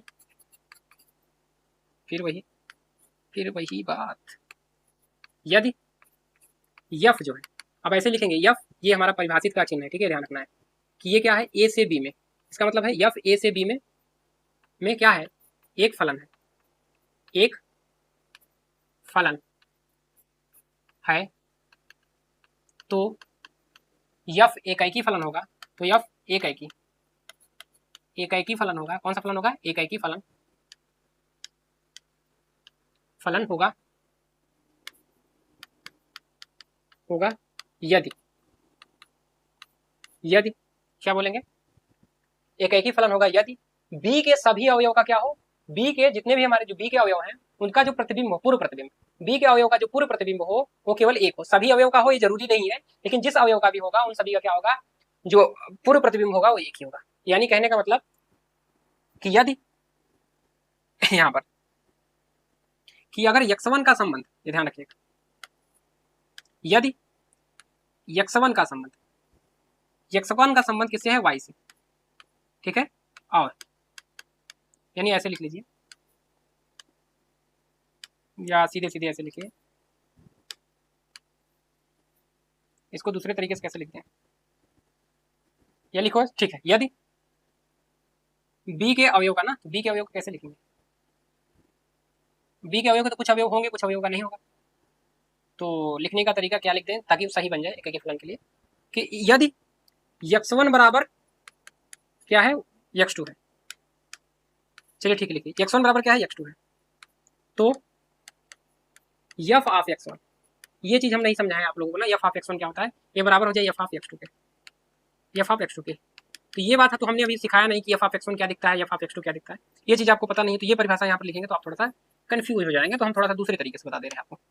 तो यहाँ ध्यान रखिएगा, तो जैसे अभी आप लोगों ने पढ़ा, तो अगर हम कहते हैं x1 का संबंध, x1 किसका होगा, a का, इसका संबंध y से हो और किससे हो, y से, x का संबंध y से हो और x2 का भी संबंध किससे हो जाए, x2 का भी संबंध किससे हो, y से, x1 का भी संबंध किससे है, y से, और x2 का भी संबंध किससे है, y से, तब तब जो x1 है वो बराबर हो जाना चाहिए x2 के। तो x1 किसके बराबर हो जाना चाहिए, x2 के बराबर हो जाना चाहिए। ठीक है, ये बात आपको ध्यान में रखनी है। यानी x1 का जैसे जैसे a में हमारा x1 होगा यहाँ पे कहीं, इसका इमेज बना क्या, y बना, और x2 का भी इमेज क्या बना, y बना। तो ये x1 और x2 अलग नहीं होने चाहिए, दोनों क्या होने चाहिए, बराबर होने चाहिए। यानी एक का एक ही प्रतिबिंब, यानी इसका पूर्व प्रतिबिंब देखेंगे तो y का पूर्व प्रतिबिंब क्या है, x1 है, x2 है, और ये दोनों बराबर हो गए तो दोनों का एक ही पूर्व प्रतिबिंब आया ना, x1। ठीक है, ध्यान, यानी ये दोनों अलग अलग नहीं होने चाहिए। जैसे यहाँ पर उदाहरण के लिए बना दे छोटा सा a और b, बहुत छोटा सा सिंपल सा उदाहरण दे रहे हैं आपको, 2 4 6, यहाँ पर a b c, तो मान लीजिए दो का इससे संबंध है और इसका इसी से संबंध है। तो अब ए के लिए देखेंगे तो दो का भी इमेज ए है और बी का भी इमेज ए है। तो ए का प्रतिबिंब देखेंगे 2 है और ए का ही प्रतिबिंब क्या है, 4 है। तो ये दोनों आपस में बराबर है, नहीं है, यानी ये बराबर नहीं है, तो एक ही फलन नहीं, एक ही फलन होता तो इसका जो प्रतिबिंब पूर्व प्रतिबिंब आ रहा था वो केवल एक ही आता। और जैसे इसी को हम हटा दें यहाँ से, इसका किसी से और से कर दे, बी से कर दे, इसका सी से कर दे, और यहाँ पर एक और बढ़ा लीजिए, डी बढ़ा लीजिए। ठीक है, तो अब देखेंगे तो इसका एक ही पूर्व प्रतिबिंब है, ए का पूर्व प्रतिबिंब क्या है यहाँ पर 2 है, और यहाँ बी का पूर्व प्रतिबिंब 4 है, और सी का पूर्व प्रतिबिंब क्या है 1 6। तो अब पूरे प्रतिबिंब में भी क्या आना चाहिए, एक एक ही आना चाहिए, एक से अधिक आना चाहिए, जबकि यहाँ पर क्या हो रहा था, एक से अधिक हो जा रहा था। तो ये बात ध्यान रखनी, तो ये कंडीशन होल्ड होनी चाहिए। ठीक, यानी अब उल्टा देखेंगे, जैसे ए से बी में देख रहे थे अभी कि इधर से इधर जा रहे थे तो एक ही दिखना चाहिए, अब इधर से भी इधर देखेंगे तब भी एक ही दिखना चाहिए, दो नहीं दिखने चाहिए। यानी पूर्व प्रतिबिंब में देखेंगे तो एक ही पूर्व प्रतिबिंब दिखना चाहिए। ठीक, ये ध्यान रखना है। तो वही चीज कहा गया है कि अगर x1 का y से संबंध है, x2 का y से संबंध है, तो x1 x2 बराबर हो जाने चाहिए, यानी उसके दोनों पूर्व प्रतिबिंब क्या होने चाहिए, आपस में बराबर होने चाहिए, यानी केवल एक ही पूर्व प्रतिबिंब मिलना चाहिए, एक से अधिक पूर्व प्रतिबिंब नहीं मिल सकता। ये एक ही फलन के लिए। और एफ ऑफ x1 y1 के लिए बताया था, उसको नोट करके लिख लीजिए। यहाँ पर नोट करने का मतलब क्या है, जो बात छूट गई है उसको हम सिखा दे रहे हैं आपको। जैसे मान लीजिए हमारा एफ है ये, यहाँ पर यहाँ से यहाँ तक, ठीक है, तो यहाँ पर कोई x1 x2 है, अब यहाँ पर x1 x2 x3, तो ये जो एफ लिख रहे हैं ना, तो इसके द्वारा इसका जो इमेज यहाँ बना प्रतिबिंब, उसको हम दिखाते हैं एफ ऑफ x1 से। ये जो भी अवयव यहाँ जिसपे ही इमेज होगा इसको हम हटा दे रहे हैं अभी। तो यहाँ पर मान लीजिए आपके पास क्या था, ए था, बी था, सी था, तो x1 का अगर इसके साथ क्या है संबंध, ठीक है, फलन है, तो इसका संबंध है, तो इसको हम दिखाते हैं एफ ऑफ x1। तो एफ के द्वारा इसका जो इमेज आया वो क्या आया, ए आया। तो इसी को बताया जाता है कैसे कि एफ ऑफ x1, एफ के द्वारा x1 का जो इमेज आया है वो क्या आ रहा है, तो इसको ऐसे दिखाते हैं। यानी ये हमारा है क्या, सिंपली ये है एफ ऑफ x1। ठीक है, x2 का अगर हम बी पे कर दें तो इसका मतलब है ये लिखा है एफ ऑफ x2, यानी एफ के द्वारा x2 का जो इमेज है वो क्या है, बी। ठीक, इसी प्रकार एफ ऑफ x3 की बात करें, एफ ऑफ x3 के लिए अगर हम दिखा दें इसको, अगर इसी पे अभी एक की बात नहीं करें तो बी है, तो दिखाएंगे एफ ऑफ x3 भी क्या है, बी है, यानी x3 का इमेज एफ के द्वारा क्या निकल के आ रहा है, बी निकल के आ रहा है। तो ये लिखने का तरीका है। ठीक है, ये ध्यान रखना है, तो इसको ध्यान रखेंगे नोट करके, इसलिए यहाँ पर बता दे रहे हैं। ठीक, तो इसको इसीलिए तरीके से दिखाते हैं, उस तरीके से यहाँ पर दिखा सकते हैं। क्लियर है, ये बात आपको ध्यान में रखनी है। तो यहाँ पर हमारा क्या हो गया, एक फलन। तो एक फलन के लिए उदाहरण अगर यहाँ पर देखें, तो एक उदाहरण हम यहाँ पर लिखते हैं। उदाहरण किस तरीके से चित्र में दिखेगा उसके लिए, ताकि चित्र अगर पता होगा तो सारी चीजें और अच्छे से दिखती हैं, क्योंकि चित्र बहुत अच्छे से काम करता है। ए बी सी डी, यहाँ पर क्या ले रहे हैं, ए बी सी डी मत लीजिए, इधर कुछ और ले लीजिए, 2 4 6 8 10। तो ए का अगर हम कहते हैं 2 में, ठीक है, बी का अगर हम 4 पे कहते हैं, सी का 6 पे कहते हैं, और डी का 8 पे। तो अगर आप पूर्व प्रतिबिंब हमको देखना, पहले तो फलन है कि नहीं, अगर हम कहते हैं कि यह हमारा फलन है, तो फलन है तो सबका इमेज है और सबका एक ही प्रतिबिंब है, केवल एक प्रतिबिंब। तो हम पूर्व प्रतिबिंब चेक करेंगे सबका। तो 2 का कितने पूर्व प्रतिबिंब है, तो देखेंगे तो एक पूर्व प्रतिबिंब है ए। 4 का कितना पूर्व प्रतिबिंब है, तो केवल एक ही पूर्व प्रतिबिंब बी है। 6 का कुल कितना पूर्व प्रतिबिंब, तो केवल एक ही पूर्व प्रतिबिंब डी है। और 8 का कुल कितने पूर्व प्रतिबिंब, तो डी, केवल एक पूर्व प्रतिबिंब। तो अगर सबका एक ही केवल पूर्व प्रतिबिंब मिल रहा है, तो इसका मतलब क्या है, एक ही फलन है। ठीक है, क्या हो जाएगा, एक ही। ये कौन सा फलन हो जाएगा, एक ही। और इसके पहले चेक भी करना होगा कि फलन है कि नहीं। तो देखिए 10 बच गया तो 10 छूट गया, तो उससे हमसे नहीं मतलब है, लेकिन जिनका भी है उनका पूर्व प्रतिबिंब देखेंगे, एक से अधिक नहीं होना चाहिए। ठीक है, ये ध्यान रखना है, जो छूट गया उसकी बात नहीं करेंगे। ठीक, तो एक की यहाँ पर बात करें। क्लियर है, चलिए अब यहाँ पर दूसरी फलन लेते हैं, एक और फलन लेते हैं, और आपको बताना, क्योंकि जो एक नहीं होगा उसके लिए दे देंगे ना। तो 2 4 6 8 इसी में ले रहे हैं, ए बी सी डी और ई। तो मान लीजिए 2 का इसके लिए, 4 का इसके लिए, 6 का इस पे और 8 का इस पे। तो यहाँ पर ध्यानपूर्वक देखेंगे, अब वाइट से कर लेते हैं। तो वाइट से देखेंगे एक ही फलन के लिए, तो देखिए यहाँ पर जो ए है, तो ए के कुल कितने पूर्व प्रतिबिंब, एक और 2, तो 2 पूर्व प्रतिबिंब आ गए, और एक अगर 2 पूर्व प्रतिबिंब आ गए, इसका मतलब ये एक ही नहीं, एक ही नहीं है। ठीक, यानी कुल पूर्व प्रतिबिंब कितने आने चाहिए, एक आने चाहिए। ये बात आपको ध्यान में रखनी है। तो उल्टा देखेंगे, ठीक है, कि उसके 2 प्रतिबिंब तो नहीं है, पूर्व प्रतिबिंब तो नहीं है, इस बात को ध्यान में रखना है। प्री इमेज जिसको बोलते हैं। तो ये एक ही फलन हो गया। अब आते हैं अच्छादक के लिए। अच्छादक की परिभाषा क्या है, अगला लिखेंगे अच्छादक। अच्छादक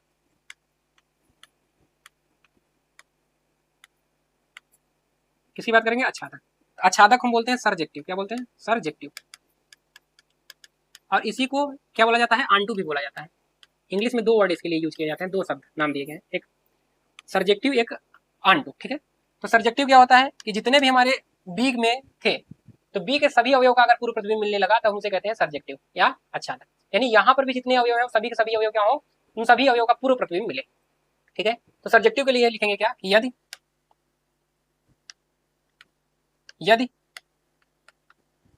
यदि यफ हमारा ए से, अच्छा ये हिंदी में नहीं लिखना है ना, गणित में लिखना है, क्या लिखेंगे, ए से बी में क्या है, फलन है, फलन है तो यफ आच्छादक होगा, आच्छादक होगा, क्या होगा, आच्छादक होगा, यदि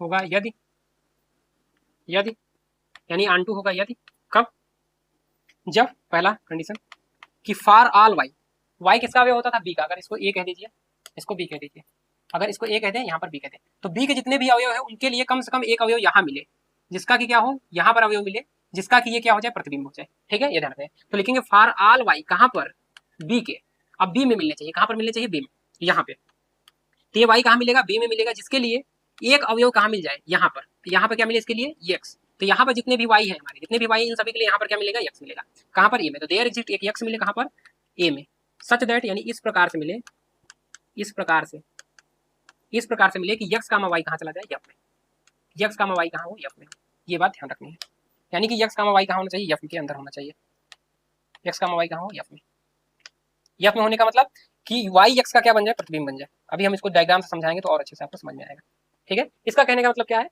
कि अगर आप में बी में कोई अवयव है, ठीक है, तो उसके लिए ए में कोई ना कोई एक यक्स होना चाहिए जिसका कि बी क्या हो, प्रतिबिंब हो। कहने का मतलब यहाँ है, जब ऐसे लिखते हैं ना कि x comma y belong to f, इसका मतलब यक्स क्या होता है, यक्स का प्रतिबिंब वाई है, यानी वाई किसका प्रतिबिंब है, यक्स का, यानी वाई यक्स का प्रतिबिंब बन जाए।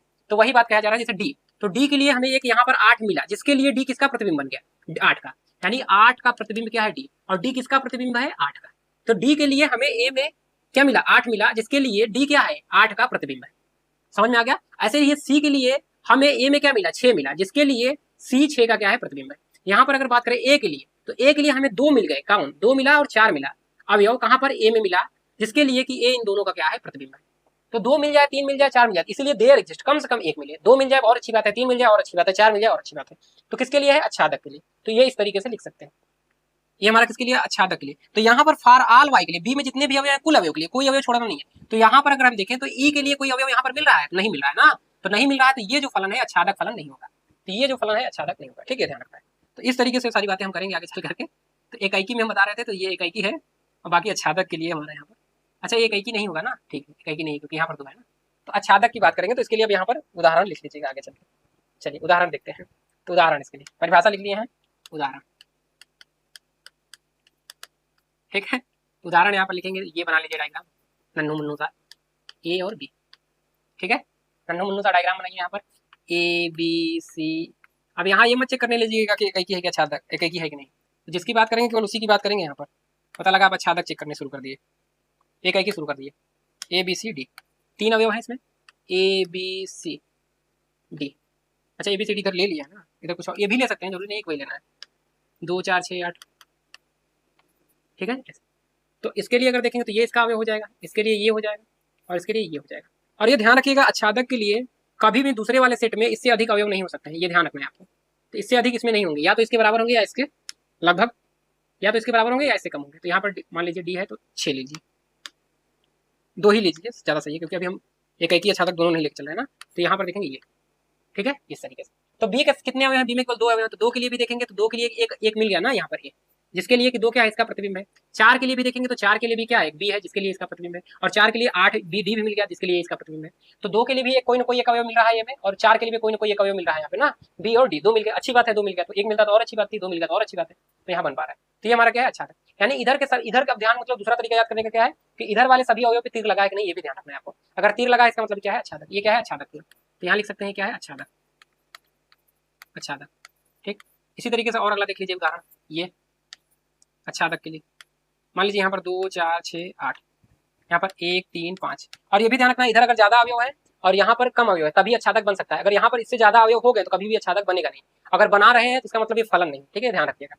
तो यहाँ पर अगर देख लें, मान लीजिए 4 4, वहाँ पर मान लीजिए 3 लेते हैं, एक और ले लेते हैं, 5 3 6 और 7 ले लेते हैं। तो मान लीजिए 2 का 3 से संबंध है, 4 का 1 से संबंध है, 6 का 5 से संबंध है और 8 का 7 से संबंध है। तो ये भी क्या है, अच्छादक, क्योंकि सब पे तीर लगा है, तो ये भी क्या है, अच्छादक है। और साथ में एक ही है, वो हमने ऐसा बना दिया है, ठीक है, तो ये भी अच्छादक है, अच्छादक, ठीक है। क्योंकि 3 के 1 के लिए भी एक अवयव मिल जाएगा ना यहाँ पर 4, और 3 के लिए भी क्या मिलेगा हमें, 1 2 मिल जाएगा, 5 के लिए 6 मिल जाएगा और 7 के लिए 8 मिल जाएगा। तो ये अच्छादक है।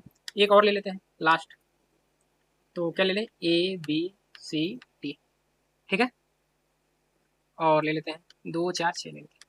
इसके लिए मान लीजिए 2 का इससे संबंध है, बी का बी सी से संबंध है, और सी का 4 से है और डी का ऐसे। तो ये भी क्या है, अच्छादक है, ठीक है, क्योंकि सब पे तीर लगा है ना, यहाँ पर भी तीर लगा है, यहाँ पर भी, यहाँ पे। तो ये भी क्या है हमारा, अच्छादक, ये ध्यान रखना है आपको। ये भी क्या है, अच्छादक है। तो ये एफ जो है, ये भी क्या है, अच्छादक, ठीक, क्योंकि सभी के लिए ए में आके देखेंगे तो ए से बी में है, आप बी से सी में कर सकते हैं या बी से ए में कर सकते हैं, तो उसके लिए उसी तरीके से परिभाषा भी लेंगे तब, ठीक। तो ये ध्यान रखना है। तो यहाँ सबको समझ में आ गया। अब अगला देखना है एकाकी अच्छादक। तो लास्ट पे आते हैं एकाकी अच्छादक के लिए, और उसके बाद प्रतिलोम फलन कल पढ़ेंगे और उसके साथ हमारा चैप्टर स्टार्ट हो जाएगा। तो हेडिंग लगा लीजिएगा, एकाकी अच्छादक, एकाकी और अच्छादक फलन, क्योंकि उन्हीं फलन का हमारा क्या निकलेगा, प्रतिलोम निकलेगा, जो एकाकी और अच्छादक होंगे। इसके अलावा किसी भी और फलन का एकाकी क्या नहीं निकलेगा, प्रतिलोम फलन नहीं निकलेगा, ये ध्यान रखना है। तो प्रतिलोम फलन उन्हीं फलन का निकलेगा जो एकाकी और अच्छादक होंगे, यानी 1 1 और क्या होंगे, आंटू। अब यहाँ पर सब्जेक्टिव वर्ड नहीं यूज करें, या 1 1 आंटू लिख सकते हैं, या 1 1 सब्जेक्टिव। आंटू को क्या बोलते हैं, सब्जेक्टिव भी। तो वे फलन जो 1 1 भी हो और आंटू भी, यानी एकाकी भी हो और अच्छादक भी हो, ऐसे फलन का ही प्रतिलोम फलन निकलता है, ठीक है। इस वजह से इसको पढ़ा रहे हैं। तो यानी अब दोनों कंडीशन होने चाहिए। तो यहाँ लिख लीजिएगा परिभाषा की, यदि यदि यफ ए से बी में फलन है, से बी में, ए से बी में ना, क्या लिख रहे हैं, ए से बी में फलन है, फलन है, तो यह एकाकी, तो यह क्या हो गया भाई, तो यह एकाकी अच्छादक, अच्छादक, द छूट गया ना, एकाकी अच्छादक फलन होगा, फलन होगा यदि यदि पहला क्या हो, यफ क्या हो, एकाकी हो, एकाकी हो, और साथ में यफ क्या हो, यफ अच्छादक भी हो, अच्छादक, एकाकी भी हो, अच्छादक हो। तो ये दोनों बातें होनी चाहिए। तो एक ऐसा फलन है, उदाहरण पे हम लोग बनाते हैं साइड में, ठीक है। ये क्या हो रहा है, क्या लिखेंगे, उदाहरण। तो ये हम यहाँ पर बना ले रहे हैं। अब ये ध्यान रखना,